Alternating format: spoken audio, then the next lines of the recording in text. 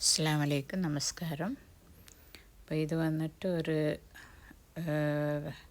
കടലപ്പരിപ്പ്, പിന്നെ തോരൻപരിപ്പ്, സാമ്പാർ പരിപ്പില്ല അത്, പിന്നെ ചെറിയ പയർ, പാസിപ്പരിപ്പ് പറയില്ല, പച്ചപ്പയർ, ഇങ്ങനെ 4 പരിപ്പുകൾ എടുത്തിട്ടുണ്ട്. അത് വന്നിട്ട് നിങ്ങൾക്ക് എത്ര ആവശ്യം അതിന് അളവായിട്ട് എടുത്തോ. ഒരു കരണ്ടിയോ അല്ല ഒരു കപ്പോ അങ്ങനെ എടുത്തോ. കുറേ പേരുണ്ടെങ്കിൽ ഒരു കപ്പ് അനുസരിച്ചിട്ട് എടുത്തോ, അല്ലെങ്കിൽ കുറച്ച് ആൾക്കാരെങ്കിൽ ഒരു കരണ്ടീൻ്റെ അളവ് എടുത്തോ. എന്നിട്ട് അത് രാത്രി പൊതിർത്തി വെച്ച് ഇതിൽ കുറച്ച് പച്ചരിയും കുറച്ച് ഉഴുന്നും ഇട്ടോ. ഇല്ലെങ്കിൽ ദോശമാവ് ഉണ്ടെങ്കിൽ അത് ചേർത്തണ്ട. ദോശമാവ് ഇല്ലെങ്കിൽ ഇതിലെ അരിയും കുറച്ച് പച്ചരിയും കുറച്ച് ഉഴുന്നും ഇതിൽ ചേർത്തിട്ട് രാത്രി പൊതിർത്തിട്ട് പിന്നെ രാവിലെ വന്നിട്ട് അതിനെ മിക്സി ജാറിലിട്ട് ഒന്ന് അരച്ചേക്ക്. ഇപ്പോൾ എൻ്റെ അടുത്ത് അരിമാവ് ഉണ്ട കൊണ്ടിട്ട് ദോശമാവ് ഉണ്ട കൊണ്ടിട്ട് ഞാൻ അരി പൊതിർത്തിട്ടില്ല കേട്ടോ. എന്നിട്ട് അതിൽ വന്നിട്ട് ഒരു 2 ടീസ്പൂൺ ഉപ്പ്, പിന്നെ ഒരു 2 ടീസ്പൂൺ മുളക് പൊടി, കുറച്ച് കായപ്പൊടി 1 ടീസ്പൂണ്, പിന്നെ 1/2 ടീസ്പൂൺ മഞ്ഞൾപ്പൊടി എല്ലാം ചേർത്തിട്ട് നല്ലോണം അരച്ചേക്ക്. നൈസായിട്ടല്ല, ഒരു തരി പോലെ അരച്ചാൽ മതി. ഇത് കുറച്ച് ടൈറ്റായിട്ടുണ്ട്, അതുകൊണ്ട് കുറച്ച് വെള്ളം ഒഴിച്ചിട്ട് ഒന്ന് കലക്കിക്കും. ദോശ മാവിൻ്റെ ഇതിന് വരുന്ന മാതിരി. സബ്സ്ക്രൈബ് ചെയ്യാത്ത ആൾക്കാർ ഒന്ന് സബ്സ്ക്രൈബ് ചെയ്യണം കേട്ടോ. ഇപ്പോൾ നല്ലോണം ദോശൻ്റെ മാവ് പോലെ ആയില്ലേ, ഈ ഇതിലുണ്ടാകണം.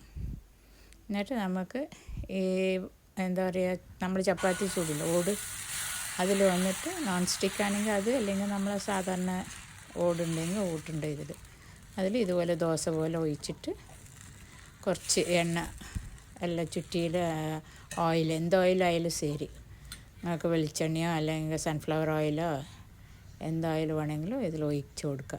ഇങ്ങനെ മേലെ ഒഴിച്ച് കൊടുത്ത് പിന്നെ അത് ദോശ കുറച്ച് മേലോട്ട് പൊന്തി വരും. നോൺ സ്റ്റിക്കാണെങ്കിൽ വേഗം പൊന്തി വരും, അല്ലാത്ത ഇരുമ്പിൻ്റെ ഇതാണെങ്കിലും വരും. എന്നിട്ട് അതിനൊന്ന് തിരിച്ച് കിട്ടും. മറിച്ച് കഴിഞ്ഞതിൻ്റെ ശേഷം ആ സൈഡ് വെന്തതിൻ്റെ ശേഷം എടുത്തേക്ക്. ഇത് മക്കൾക്ക്, കുട്ടികൾക്കും വലിയ ആൾക്കാർക്കും എല്ലാം നല്ലതാണ്, കാരണം സത്തുള്ള സാധനങ്ങളാണ്. ഈ പരിപ്പ്, എല്ലാ പരിപ്പും ഉണ്ടല്ലോ അതിൽ, അതുകൊണ്ടിട്ട് നല്ലതാണ് കുട്ടികൾക്കെല്ലാം. സാധാരണ കറി വെക്കുന്നതിനെക്കാട്ടി നല്ലത് ഇതാകുമ്പോൾ എല്ലാവരും കഴിക്കും, എല്ലാ പ്രായക്കാർക്കും കൊടുക്കാം നമുക്ക്.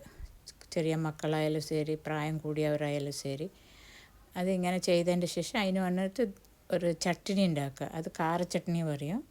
അത് അതിനൊരു ദിവസം നിങ്ങൾക്ക് കാണിച്ചു തരാം, ആ കാര ചട്നി എങ്ങനെ ഉണ്ടാക്കേണ്ടതെന്ന്. ഇപ്പോൾ ഇത് 2 ചെയ്ത് കഴിഞ്ഞു കേട്ടോ.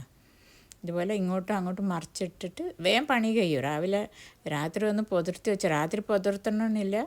ഇപ്പോൾ വൈകുന്നേരം രാത്രി ചെയ്യുന്നുണ്ടെങ്കിൽ വൈകുന്നേരം പൊതിർത്തിട്ട് രാത്രിയേക്ക് അരച്ചിട്ട് അങ്ങനെ ചുട്ടേക്കുക. പുളിക്കനോ അങ്ങനത്തെ ആവശ്യമൊന്നുമില്ല കേട്ടോ. അതിൻ്റെ കാര ചട്നിയാണ് ഇത്. നന്നായിട്ടുണ്ടാവും. വെറുങ്ങനെയും കഴിക്കാൻ പറ്റും, ട്രൈ ചെയ്ത് നോക്ക്.